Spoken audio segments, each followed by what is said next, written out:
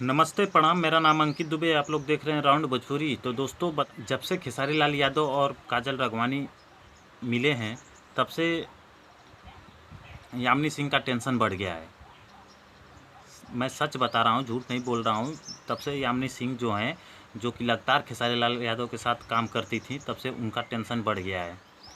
मैंने देखा कि खेसारी लाल यादव को अपने इंस्टाग्राम आईडी से फॉलो की थी, लेकिन अब वो खेसारी लाल यादव को अनफॉलो कर दिए हैं। जी हाँ, आप लोगों ने सही सुना, वो खेसारी लाल को अनफॉलो कर दिए हैं। इससे हमको लग रहा है कि यामिनी सिंह को जलन हो रही है कि जो वो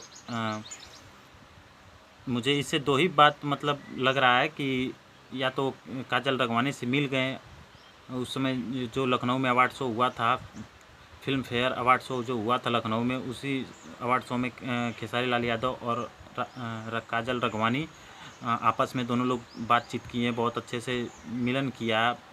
मतलब बहुत कुछ उन लोगों में बात हुआ, हंसी मजाक हुआ, तभी वो लोग मिले थे। या दूसरी बात जो है, वो दूसरी बात ये है कि पावर स्टार पवन सिंह के साथ भी खेसारी लाल यादव मिल चुके हैं। दोनों में भरत मिलाप हो गया है, दोनों लोग अच्छे से काम कर रहे हैं। इस बात को लेकर भी मतलब चर्चाएं बनी हुई हैं कि यामिनी सिंह ने इस बात को भी लेकर खेसारी लाल को अनफॉलो कर दिया।